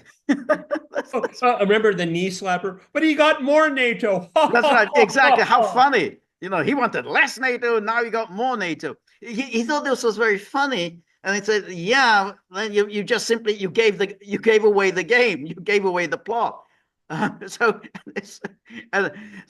both of those things have been said privately in Washington and other Western capitals for some time, but publicly conceding them up front is a masterclass in how not to practice the art of the deal. I don't understand that. I mean, why is Yeah, that? I and mean, that's the typical calling card cutesy cutesy. writing. It is a cutesy. I mean, why wouldn't you? Why wouldn't if you want to get negotiations going, why not say it up front what the parameters of the talks are going to be? Look, Yeah, Donald Trump was derided in right, his first term because he went to meet with the leader of North Korea. I yeah, think that was one of the bravest thing a right, politician in our time has done. He got right, derided for it, criticized, but that's that's thinking big, right, okay? And right, I think that George and I have a lot of issues with Donald Trump's foreign policy, a whole lot, okay? But I'm going to give credit where credit is due. right, This guy is he's made it very, very this on this one, it's pretty right. clear what he wants, Yeah, okay? that's right. That's right. And Timothy Garton Ash has broken into a sweat that, Right. my God, peace could happen. That's Oh my, right. My God. Yeah, and it's already sat out betrayal. He did something similar in negotiations with the Taliban over Afghanistan, starting rather than ending with a timetable for U.S. Withdrawal. Historians now have the notes and recollections of those close to Hitler documenting his delight at the deal he extracted from Chamberlain. As we were saying, untrue. He was not delighted about the deal. He thought it was he thought he was robbed of he the thought he'd war he been wanted. outfoxed. He thought he'd been outfoxed. Exactly. And I think the English translation was exactly that. I got outfoxed by this, That's right. That's shopkeeper. exactly. He was in a. Everyone has written about this. I mean, he's just making this up. He He was furious. he was furious. He left Munich in a rage after this. One day we may have similar evidence of Putin's private glee at the concessions made by Trump. The amazing, the shallowness of Garton Ash. I mean, it's quite amazing that there's private glee. I don't think there's going to be any You know what? private I glee. wonder if someone like Timothy Garton Ash takes the London Underground. I tend to doubt it, but I wonder if he does. Does he see Hitler everywhere? Is Hitler everywhere? Probably. I saw Hitler in the It is. I Yes, saw yeah, Hitler serving coffee. I saw Hitler carrying a bag. that's right. Again, as we're No, talking about, this is again, this is what I find very frustrating, very annoying, and it dumbs people down. Everyone, just to be clear, history doesn't revolve around Adolf Hitler. that's right. That's a very, very good point. And then there's one huge difference with Europe at the time of the original Munich and Yalta and Europe now. Today's Europe is rich, free, democratic, and a closely integrated community of partners and allies. We know how he voted on Brexit. That's right. And then, and then he says, but with a sufficiently determined coalition of willing and capable countries, definitely including Britain, Europe can still enable Ukraine to stabilize the front line, hold up economically, and eventually get to negotiate from strength, not weakness. Okay, so what have you guys been doing for the last 3 years? Yeah, they go that's right. I mean, what hasn't been done? That's right, exactly what hasn't been done. I mean, you're still talking about you're going to get Ukraine to the position of strength. I mean, you've been promising that for 3 years that Ukraine will be in a position of strength. Yeah, why don't we give Ukraine another IV? Maybe that'll help. Put in some vitamin C. That might this is just watching a nation die. Yeah, that's This right. is That's right. this is it's unconscionable to have this position. Unconscionable. I agree. And then here's Politico. Oh, geez, we just had gotten started with him. Is this the end of NATO? Question mark. And then one diplomat. We've now got an alliance between a Russian president who wants to destroy Europe and an American president who also wants to destroy Europe. One diplomat said. I wonder where the diplomat was from. Oh, and I'm sorry, everybody. Political brought to you by USAID. Brought you by USA. US President Donald Trump is a longtime fan of Winston Churchill, but what would Britain's iconic wartime leader make of the Munich Security Conference in 2025? And then he quotes again about the dishonor and so on. And then would that be Churchill's reaction to Trump's drive to end the war in Ukraine with terms that Kiev and European allies fear will be favorable to Moscow and only mean bigger war down the road? I, Well, yeah, maybe if we ended this war, it might avoid the next one. yeah, Just I think so. I mean, that's right. I mean, given as we were just saying, Stoltenberg had analyzed it correctly. He said the war was caused by NATO expansion. Then maybe then if that's the cause of it, then if we can address that cause, we might be able to avoid the next war. But if we go down this path, we're not going to avoid the next war. We're going to set the stage for the next war. And then as they gathered for the summit today, European officials were still reeling from the readout of Trump's 90-minute phone call with Russian President Vladimir Putin. doesn't that kind of conjure up those images we saw after Trump was elected? All the blue hairs Oh yeah, and yeah, and the screaming, screaming. that yelling. Yeah, yeah, the rage here. That's it. I'm sorry, there images like that just make my day. I'm just That yeah, no, it's just me. It's just me. Okay. that's right. It was very funny because in all the newspaper accounts of Vance's speech, they all gleefully report the delegates sat in stony silence while he was I bet they speaking. did. Good. That's what you were hoping. They sat in stony silence when Sergeant Schultz did his riposte the next day. There were wild applause to Sergeant Schultz. Then you think, how out of touch are you? Sergeant Schultz is for the birds. He's gone. He's not going to be chancellor in a few weeks. He's not even going to be deputy chancellor in a few weeks. And yet there wild applause to his Well, riposte. I have it on good word that he's going to be the produce manager in a Berlin grocery store. Okay, because that's probably where he should have been all Yes, along. Okay, yes, yeah, that's one of the things that I lament, and this is kind of a quirk that George and I have, and I'm not proposing people adopt our point of view, but we're students of post-war politics in Europe, and George, and over the years, the thousands of hours, we've mused about great leaders that came out of countries like Germany and France. There's no conversation like that Right. anymore. No. There's no one to talk about. Okay, Right. Viktor Orban, we like him, but it's a small country. It's not a Yes. mover. It's not a shaker. Right. It's geography and population. Right. Okay, Exactly. Exactly. No, but that, yeah, yeah. Yeah. You're absolutely right. And that's why, because of the vacuum that now comes from Germany and France, the voice of Europe has been taken over by these nutcases. yep. These Kaya Kalas's or Radek Sikorskis and then these demented, absolutely demented creatures from Eastern Europe, they now speak for Europe. And that's why Europe is, in Well, this. also, George, I mean, it's kind of a sore point for these hotheads, but I just have this proposal. Yes, it looks like the United States under Donald Trump is pivoting out. We'll see if it happens. All right. Exactly. We'll see what But why happens. don't we do this? You know, Ursula von der Leyen, why don't you do this? Okay, since you're the real dictator in this whole equation, mandate that every single EU country have a vote. Do you want to take over the Ukraine war? Okay, That's right. just simple. That's right. Okay, and put it to the electorate. That's right. That's Not one country, right. except for maybe the Baltic Chihuahuas, okay? Right. And I don't even think Poland would go along with it. Right. But it would not pass. It wouldn't pass muster, Yeah, that's okay? right. Again, they talk about democracy as long as it's never practiced, That's okay? right. Yeah, that's right. Um, as they get, because all the talk about how they're going to take over the war and so Oh, on. right. Yeah, yeah. You think about. It's kind of like the scene from Animal House, after they get all beat up and all of that, John Belushi character comes in, we're down, but we're not completely defeated. Remember when the Germans attacked Pearl Harbor? This is what this is like. Remember when the Germans attacked Pearl Harbor? This is the people you're dealing with, everyone. That's right. That's right. Yeah.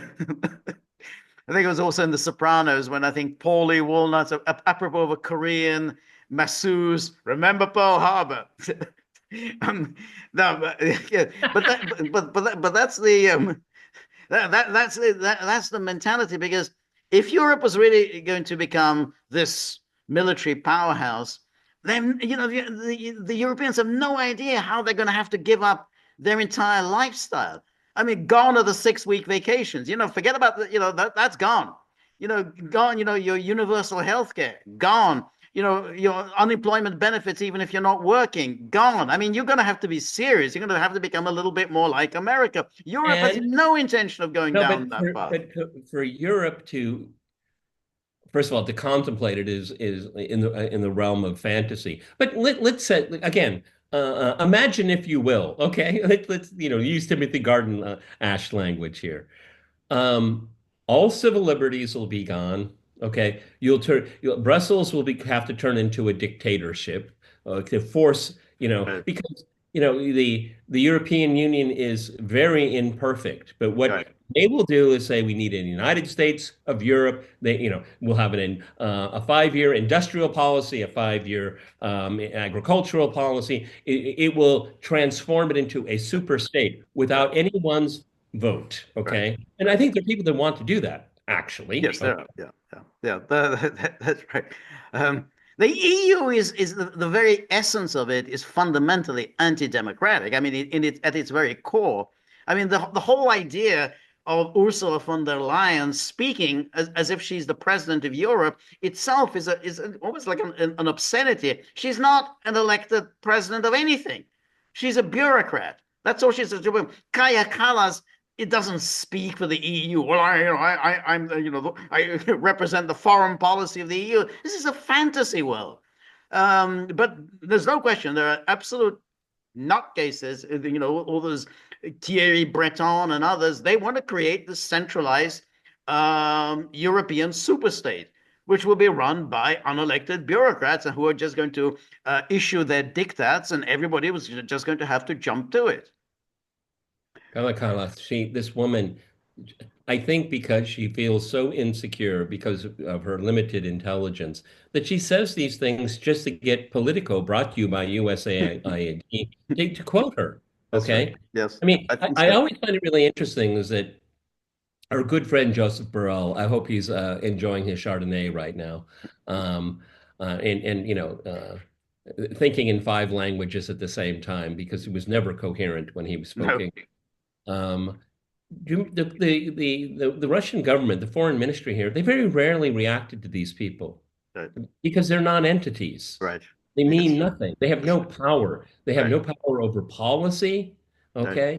right. And it's from, again, I have to give credit where credit's due. I read an article in Responsible Statecraft and a review of that position, foreign policy. See, I don't even, is it High Commissioner for Foreign? You see, I don't even know the title. I think Okay. it's high representative. High Representative. High representative for, I think, foreign and external affairs, or or maybe just external affairs. A high representative. Um, Okay, but the point is they don't even have the bureaucracy to do it. They just, right, they shoot from the hip. They have no bureaucratic control whatsoever, apparatus. It's a make job. It's a, you know right. it, it's I'm sure there are nice digs involved. Well, I'm sure that's right, but there's no, with the kind of ingredients that you're supposed to have in a democracy, which is some sort of oversight over the executive. There isn't any in the EU. So Ursula von der Leyen can just go around. She goes to all these conferences. She's always there. Whenever there's any meeting to be had, she's always there representing the EU. I mean, G7, she's there.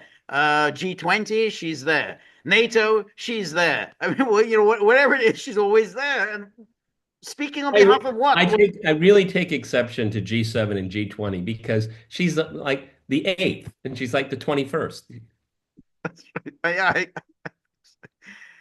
As they gather for the summit today, European officials will speak. That's right. And about Pete Hegseth. And then for former Lithuanian Foreign Minister Gabrielius Landsbergis, the most Another overlooked and chilling line that came from Hegseth was his warning that realities will prevent the US from being Europe's security Okay, guarantor. Landsbergis, God, there must be, they must have to have two middle names because they're ubiquitous, these people here. They are ubiquitous, but the interesting thing is just, the Landsbergers, this is a prominent family that did very well during the Soviet era. That's the important thing that one has to remember. Landsbergis family, just like the Kaya Kallas family, did very, very well during that Soviet era. They were looked after by Moscow. Kaya It's Kallas' father had worked in the central bank of the USSR. He was head of the Estonian branch of the central bank. They were privileged elites.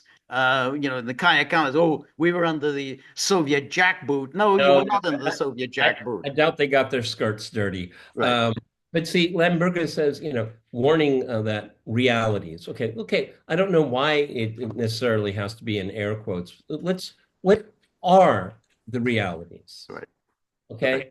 I mean, if you disagree, then what is the reality? right, Okay. right, And okay, sh Europe, for some reason or another, has to take over the mantle of this endeavor. What are the realities to back that up? right. Okay. I But mean, yeah, can, yeah, can, can, can a French tank drive all the way to Kiev? I doubt it. Okay. right. But notice also, Hexa didn't say that. Hexa said only that if the Europeans are going to send their forces into Ukraine, it's not going to be a NATO mission. Don't even think about invoking Article 5. That's what he said. He didn't say, oh, we're not going to, Europe say. So, in other words, the plan was, oh, we're going to get our forces into Ukraine. And then when Russia shoots at us, then we scream Article 5. Well, I think that's when Hegseth said, no, we're not going to go for that. You're not going to play us for suckers. That's why Uncle Sam is not Uncle Sucker. You're not going to play us for suckers. And, oh, Article 5, you must go to war on our behalf. So it's not going to happen.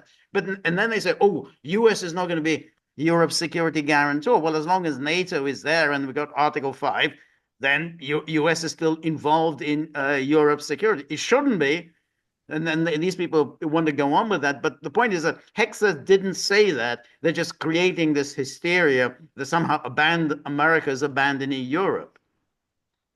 George, on May 9th, it'll be the 80th anniversary of the end of the World War II, yeah. patriotic war, the victory over fascism.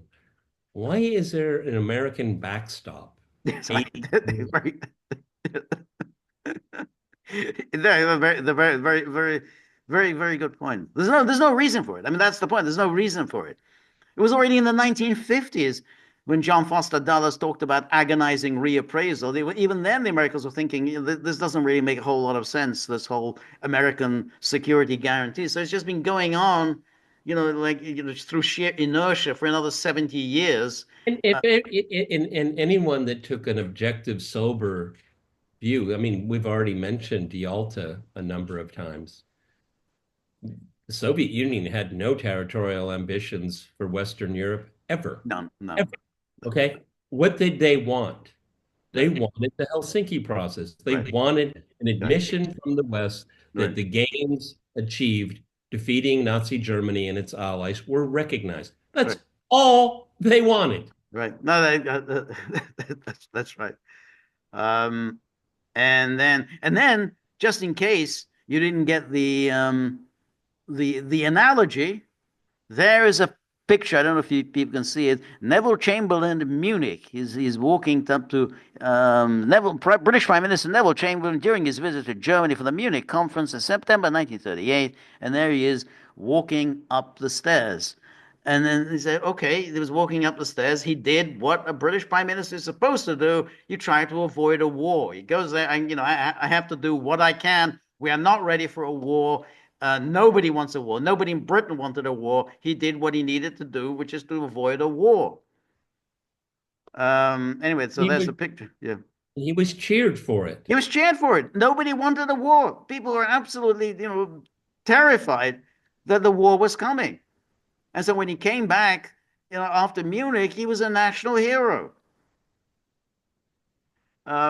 Trump's direct approach to Putin. This is Chatham House. Chatham House has become a joke. It used to be quite a prestigious place, the Royal Institute of International Affairs. So, really really serious people used to be at Chatham House, and it's got a lovely location on St. James Square. And Trump's direct approach to Putin, combined with Secretary of Defense Hegseth informing allies in Brussels that the U.S. is preemptively acquiescing to some of Russia's core demands before talks have even begun, is a double blow, not only to Ukraine, but to the future of Europe. And then accepting that the aggressor can retain the territory it has seized in exchange for a plea for peace.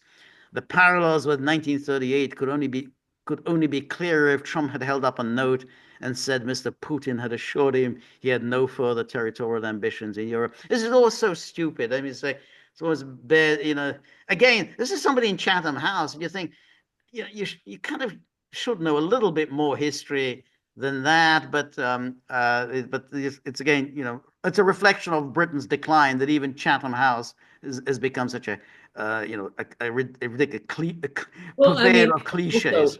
also the buffoon that wrote this doesn't have the common sense to reflect, well, who had in all of this territorial ambitions, Right. Russia or NATO? Right. Exactly. Exactly. That's the point. Who had the territorial ambition? Russia did not expand anything. They did not expand anything. It was NATO who moved in. And then, of course, we don't even talk about that. How many wars has NATO started? Well, NATO started quite a few wars, since 1991. Russia hasn't started any wars. Um, and if we talk about Georgia, they're always bringing up Georgia. Georgia it was essentially started by NATO. And then again, Libya, Yugoslavia. I mean, yeah. But again, they're so blindsided by their own, ideological claptrap. And then 3 years ago, Russia's invasion of Ukraine seemed to make NATO more relevant than it had been. Gone was the search for raison d'etre in a post-Cold War world. But it was hard They make it here. sound like a good thing. Yeah, exactly. It's on that.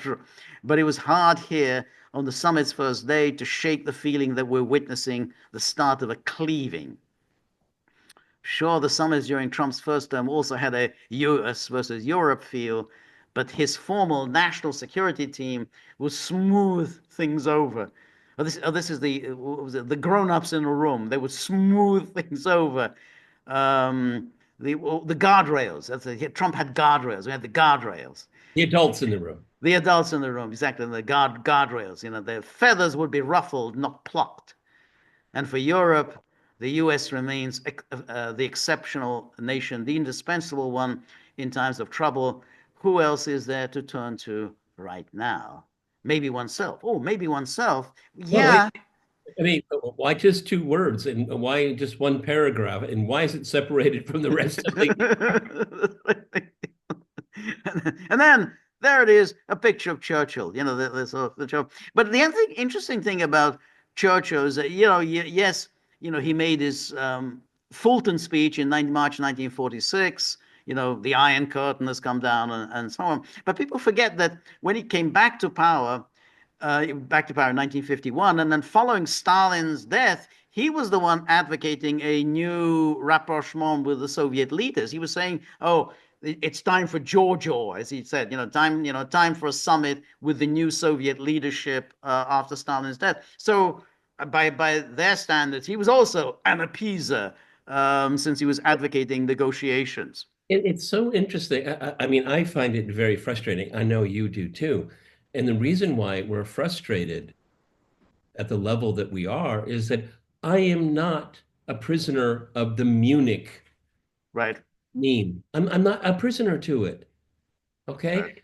It is only Munich happened in one place and one time with very specific people. Yeah. That's it, Exactly. everybody. That's right. That's right. Exactly. Exactly. But it's always that's right. It's this and the same with Yalta. And that's it. So that's the sort of the the lunacy of the European reaction. And then today they're meeting in Paris. Damn, we weren't invited.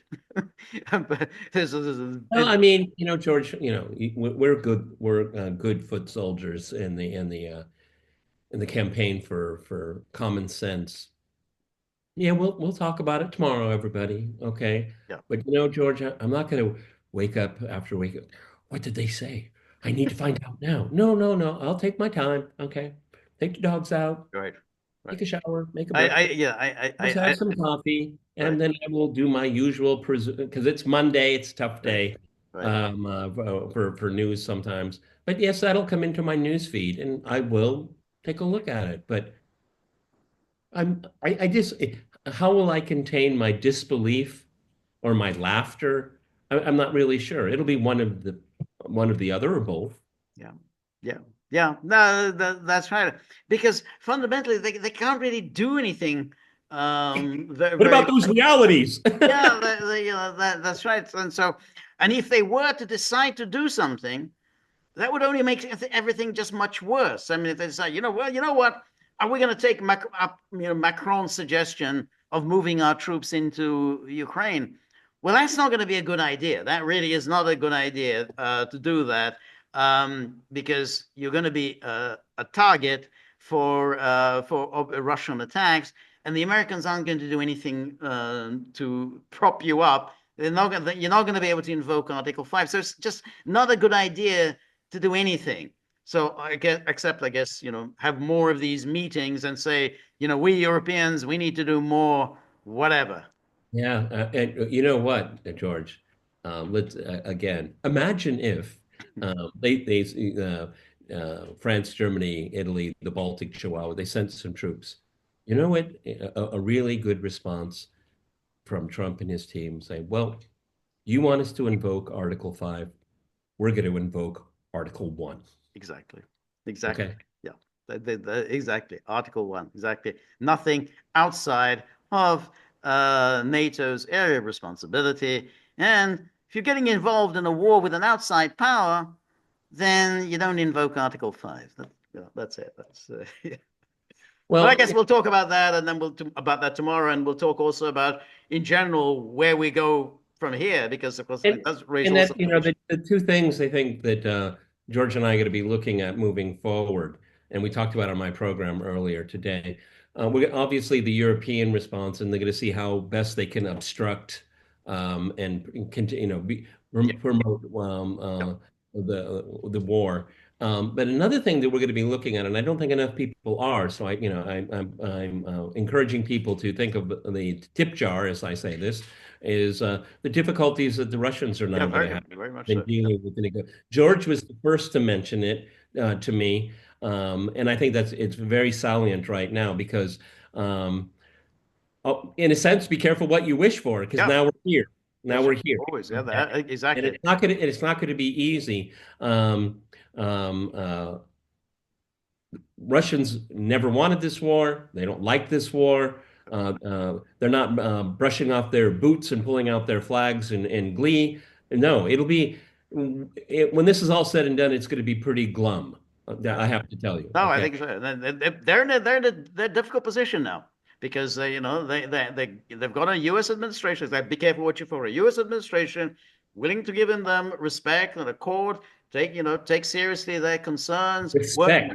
George hit it. respect. That's Um, really, but yeah, that may be at this point the most important thing that exactly. They're an willing to do all the acknowledgement of respect. Absolutely. exactly, exactly. But in return, Russia's going to have to make concessions, and that's where it becomes difficult. If it makes those concessions, is it going to be another case of, well, a few years down the road, the Russians will be saying we were led by the nose and we were again deceived Which by will our be Western partners. unforgivable, which is unforgivable. They will be unforgivable there. Exactly. Yeah. All right, everyone, that's been our, ooh, look at that time. That was our mega wrap here, but well worth it. Okay, I think George and I kind of I gave a good summation of where we stand right now. There's a ray of hope here. I don't deny it, but this is, Keith Kellogg, whoever, whatever that guy is. I don't know if he's just telegraphing Trump or someone else, but he did mention to when he was asked at the Munich conference, I think that we're on Trump's time. Yep. Okay, Yep.